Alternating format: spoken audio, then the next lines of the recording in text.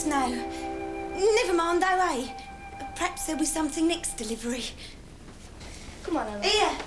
You knows I has to get in that there nursery this morning to give it a good seeing to. Yes, Millie. Well, you won't be long in there, will you? We won't, Millie.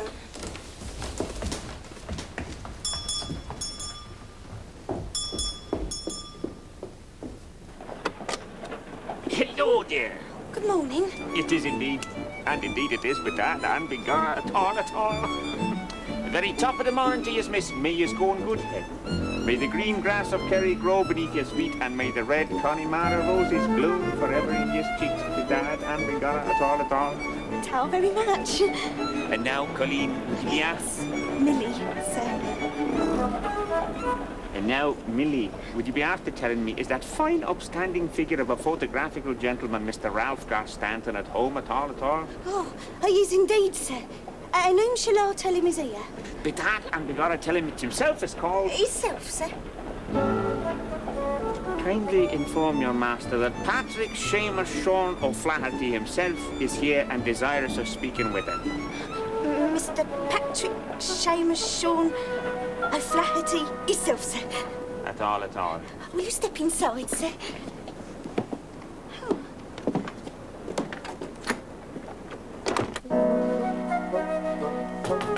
Come in. I'm begging your pardon, sir, but there's a gentleman has come to call. I'm not expecting anything this morning, am I? Nothing in the appointments book. Did you give a name? Indeed he did, sir. He said to tell you he's a Mr. Hisself, sir. Hisself? Yes, sir. Well, that's what he said to tell you, sir. I don't know any Hisselfs. It's not Islop, is it? Obadiah Islop from the Foursquare Tabernacle Gospel Church?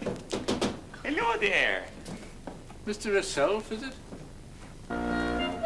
Allow me to introduce myself, sir. Patrick Seamus Sean O'Flaherty, and delighted I am to make your acquaintance at all. He definitely What? told me I said he definitely told me himself, sir. All right, Billy, run along. I'll attend to the visitor. Did he say his name was himself, but it ain't himself at all? At all. Oh. The picture I have in mind, sir, is of no ordinary human person. Ah, a family pet. Proud British bulldog, is it, or a tabby cat? Nothing so mundane, Mr. Garstanton, sir. It is to be a commission which, when completed, will make you renowned and famous throughout the entire photographic camera world. Good Lord. You don't say so. I do indeed say so, sir. Indeed I do. And what would you yourself say, sir, so? If I told you that you had been selected to be the first person on this earth privileged to photograph a little person. Little person? A real, live, actual little person, Mr. Garstanton, sir. No bigger than that, from head to toe. Come, Mr. O'Flaherty, Sir Patrick Seamus Sean O'Flaherty. Come, sir. This is some sort of practical joke. Indeed it is not, sir. I was never more deadly serious in all of me life. What would you say if such a commission could be arranged? I should be lost for words, sir. I should be entirely lost for words. Even so, sir, it can be so arranged, and Patrick Seamus Sean O'Flaherty is the person that can do it. Would you care to take a seat, Mr. Fogarty, and enlarge upon this little person? No, keep him small. Ah, a miniature. Yes. I bet you're proud of him, Millie. You're a Private William Tufnell. Fighting for his queen and country. I bet he's as brave can be, Millie. As brave as anybody. I heard that we could beat the Boers tomorrow. Oh, did you, Master Ernie? Yeah, well, if only they'd stand and fight like gentlemen. But instead they keep running away and then attacking our flank when we least expecting it. That isn't fair. Whoever said the Boers were fair? All's fair in love and war, Master Ernie. I have heard that said. I mean, it isn't fair on Private Tufnell. He'll never win a medal and come home covered in glory if the boys keep running away from him. Just as long as he comes back safe and sound and in one piece, Miss Emily. And you can keep all your medals and glory in the world. Here, though, speaking of running off, when are you two going to do a bunk and let me get on with my chores? Just go in there. Go on up it, Master Ernie, out into that fresh air. This young man knows all about brave deeds. I bet he's as brave as brave. Plumstone for his bravery. The giant hasn't been born that could match a Lilliputian when it comes to courage. Words, Spellbush. Who cares about words? A plethora of words may be pinned about a plumster, Spellbush. No! Shut up. Good day, dear Mr. Fogarty. O'Flaherty. Patrick Seamus Sean O'Flaherty. As you say, sir, as you say. I have it down correctly with your address in my appointment book. I'll make 2 copies. To be sure, to be sure. Thank you. Not at all. At all, at all.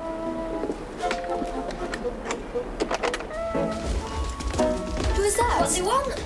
Quite a curious fellow. Wants to make me my fortune, or so he claims. Says he can arrange for me to photograph a little person. A little person. That's his story. A real, genuine, live, living leprechaun. Only about so tall.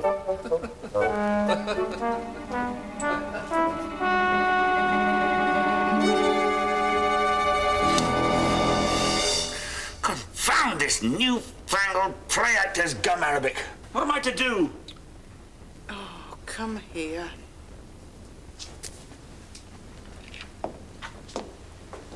Now, just stand still.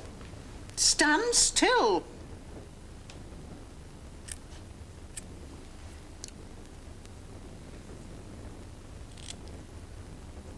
There we are.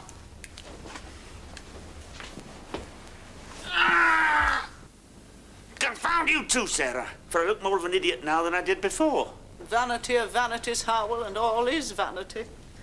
Ecclesiastes, chapter 1, verse 2, and deny me that that is in the Holy Bible. Will you stop bothering about your appearance, brother, and tell me what happened betwixt yourself and Garstanton? Ah, the old goat. I'm Patrick Seamus Sean O'Flaherty, I told him. And I have a real, live, living leprechaun from across the Irish Sea for you to photograph. I said, bedad and begorra at all. You think you have a leprechaun? There's no such thing as leprechauns, Sarah. Well, what do you hope to achieve, pray, by all that nonsense? Well, I've told him that it's here. What? The leprechaun. Oh. And he's coming here tomorrow to photograph the phenomenon. Now, he will tell the brats about it, be sure about that. And they will tell the little people. And the little people, hearing about another mannequin being, will come here to see it for themselves. They'll insist on it. Their curiosity will compel them, Sarah. And once they're here, once they set foot in this parlour, did I not tell you it was foolproof? Now, Garstanton, I assume, will convey them to the parlour. Nay, Sarah. They won't be coming with him. They can scarcely ask him for transport. No, it'll take them days to get here, but once they do get here, be sure I shall have my wits about me. But what happens when Garstanton comes here first and there is no leprechaun to photograph? I shall fob him off with some excuse. I shall tell him the little creature is ill or has unexpectedly gone out for the day to visit a leprechaun aunt in Burnley. Oh, not another one. Do you know, Howell, I warn you, you have me hovering with you on the very brink of insanity. I cannot continue with this ill-conceived wild goose chase very much longer. My nerves won't stand it. But it's over, Sarah. The chase is over. Except that it's a chase no longer, because the quarry's coming here to us, and we shall live happily ever after. You in that quaint cottage in the cobbled courtyard you set your heart upon in Clacton, and I shall savour the flesh pots of London. Oh. Confound it, Sarah, you've made a Dalmatian's dinner of this moustache. Do you think paraffin wax might shift it? Well, if you want my opinion, it's Harwell mincing up to his old tricks again. Oh, yes. A plumstone to a prince's purse pack full of pearls. It's Harwell mincing. We didn't think there was a real leprechaun either. No, but we thought you ought to know about it. Leprechauns, indeed. There are no such things as leprechauns. This is not a natural habitat for leprechauns. Or Lilliputians. No. It's a sad fact, but true, that nothing of normal size can thrive on this side of the terrestrial globe. Gooseberries like hairy melons. Brussels sprouts like cabbages. Buttons as big as dinner plates. Well, I mean, even the cotton's as thick as ship's twine. No wonder the fashions here are so unfashionable. I mean, it really is such a clumsy kind of continent. Yes. I might deliver a paper on it to the Lilliputian Geographical Society. Now, it's my opinion. It's the damp, drizzly climate that's responsible for this race of clod-hopping giants. We are not giants. It's us that are normal, not you. We came to tell you something about Harwell mincing, not to be insulted. We won't tell you anything, not ever again. Good night. Oh, dear. I feel truly sorry for them sometimes. Poor enormous dears. They are so touchy about their odd size.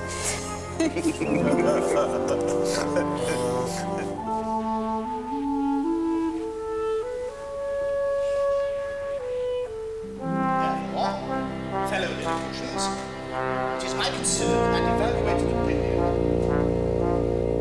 You stop nibbling, Christian. You're forever nibbling. This is supposed to be a secret council of war, not a midnight dormitory feast. Thank you, Fistrom.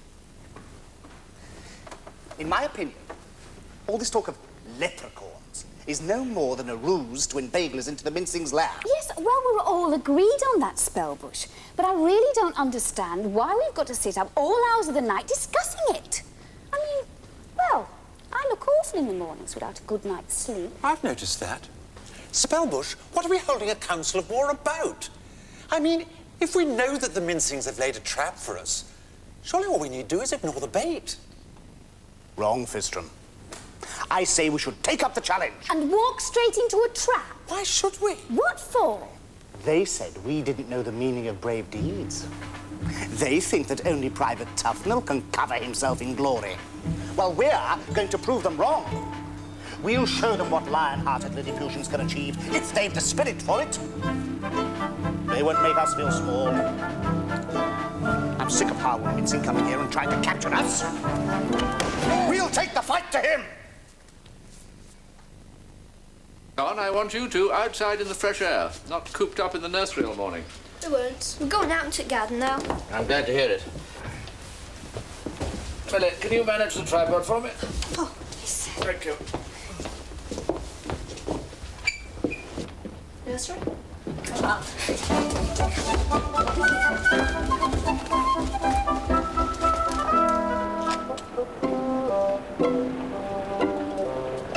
Hold on, Gov, I'll give you a hand. Thank you.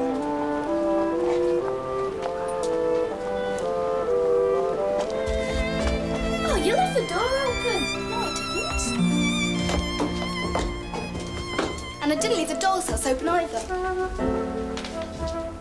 Oh, they've gone. Oh, where to? You don't suppose...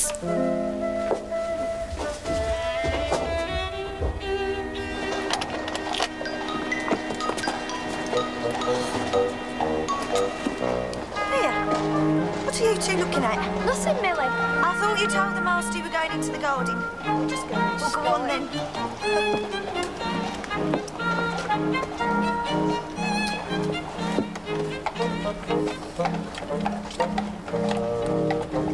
Well then, faint hearts. I told you providing transport to the mincing's apartment would prove little problem. Getting us there may be no problem, Spellbush. Getting us home again might prove a punstone of an entirely different colour. Trust me, Fistrom, trust me. For the moment, at least, you'll allow we're sitting pretty. Well, you may be sitting pretty, Spellbush, but I appear to be sitting in some axle grease. Oh, this dress is ruined. It's intended as military transport, Relka. It's a war we're going to, not a fashion show. Hello, this looks like him arriving now. Hadn't you better don your Celtic costume? Go down and get rid of him?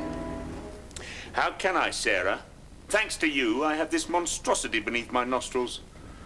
Yesterday, he saw me with a full moustache.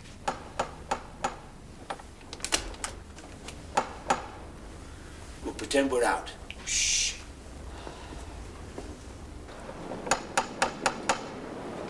Don't look like there's anyone in, Gov. How vexating. I said it was some sort of hoax. Back to Victoria Street, then, is it? Oh, yes. Bring the tripod, will you?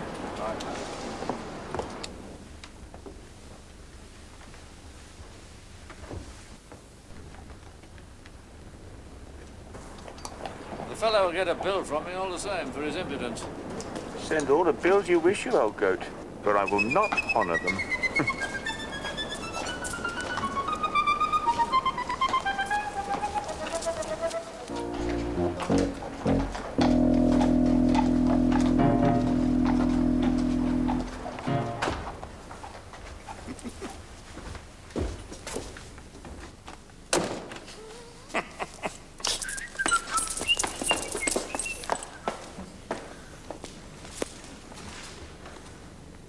charlatan.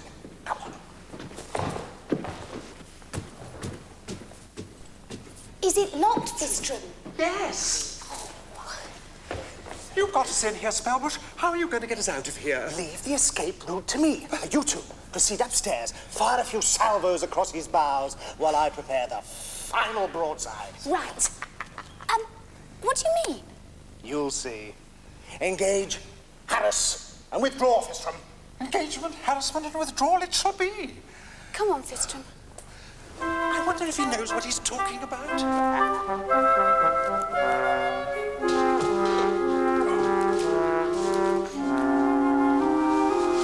a manor house here for sale in Hertfordshire, complete with butler's pantry and skivvy's quarters. Manor house indeed. I quite see myself as a country squire, sister. Landing a fine fresh salmon for luncheon, bagging a brace of pheasant for dinner, what? And there's fish head broth for luncheon, brother, and a brace of rissoles for dinner. Not fish head broth again, Sarah. You know I cannot abide the sight of it. You'd better get used to it, Harwell, because I've left the eyes in the fish heads that it might see us through the week. Not if I have my way, sister. You shall live a finer life altogether, just as soon as those devilish mannikins take my bait. And when might that fine circumstance present itself? All in good time, sister, all in good time. And this time I'll be taking him on my own ground. They won't pull the wool over my eyes ever again. Aye, Sarah? You sure I have their measure now? I'll cotton on to their trickery this next time. Believe me, sister, I shall certainly see to it that the accursed creatures never needle me again.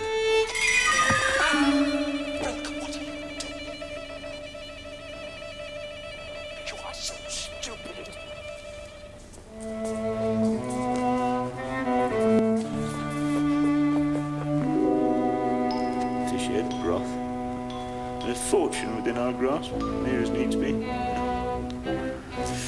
Oh, Sarah, Sarah. What you so desperately lack is some sense of occasion.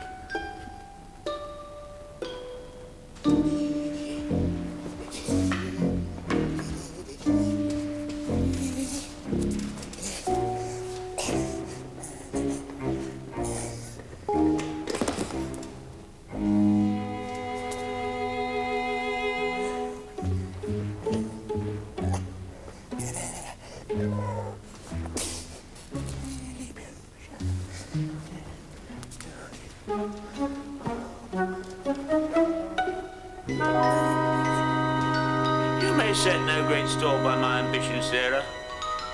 But very shortly now, believe me, you shall eat humble pie. As soon as I have this present scheme sewn up. I shall believe in your daydreams, Harwell, when they blossom into fruition. Meanwhile, it would give me great pleasure to know that you were giving some thought to the hereafter. You might care to consider that sampler that I've been working on.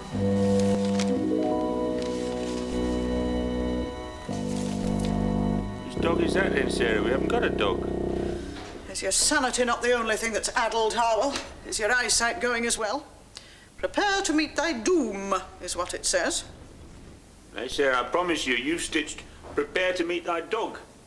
Come and see for yourself.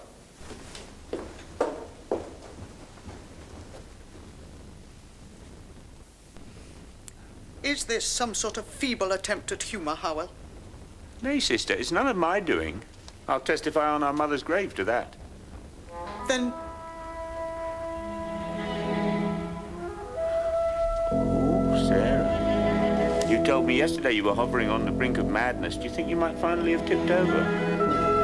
Help me, Harwell. I know not what I do. Courage, sister.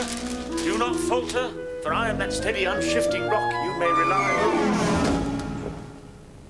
What have you been doing in my workbox, Harwell? My wool, my cottons. It's not me that's crazed at all. It's you. It's neither of us, Sarah. It's them. It's those devilish, accursed creatures. They've taken my bait. They are here. They are with us now, and they cannot get out. We've beaten them, Sarah. They can't escape. I shall hasten downstairs and lock the lower door, and the game is ours. We've won!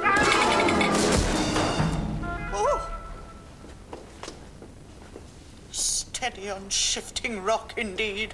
If thou art a steady, unshifting rock, brother, I must be Gibraltar.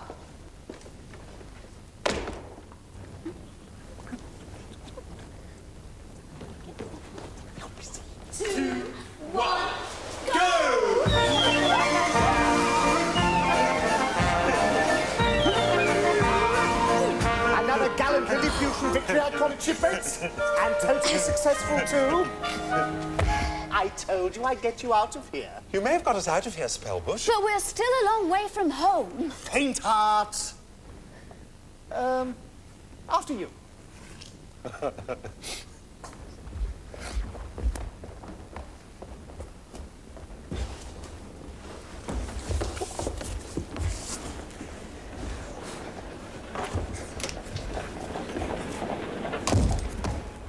Ah, there you are. We guessed you got in the hansom cab. We looked up the address in the appointments book. Come on, jump in. Perhaps in future you'll think twice before you question Lilliputian courage.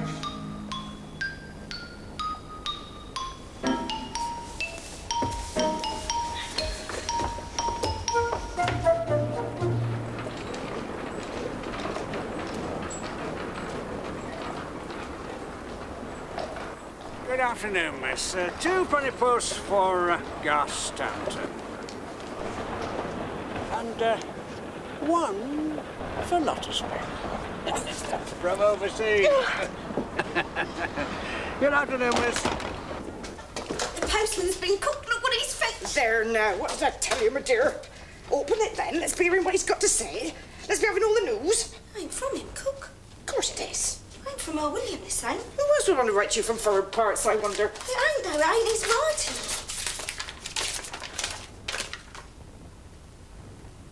Oh, my good God. He's missing, Cook.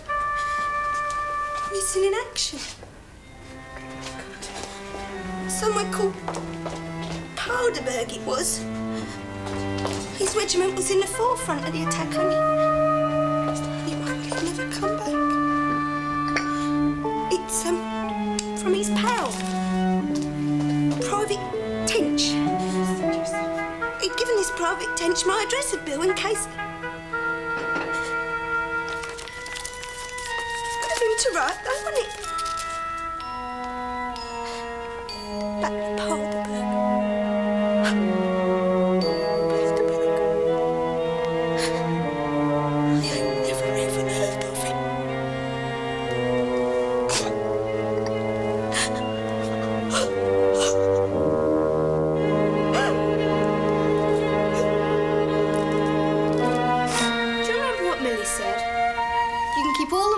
And all the glory in the world, she said, just so long as he comes back safe and sound. Poor Millie. If you'll excuse me, young man, I shall not indulge in playing at toy soldiers today. No, Fistron.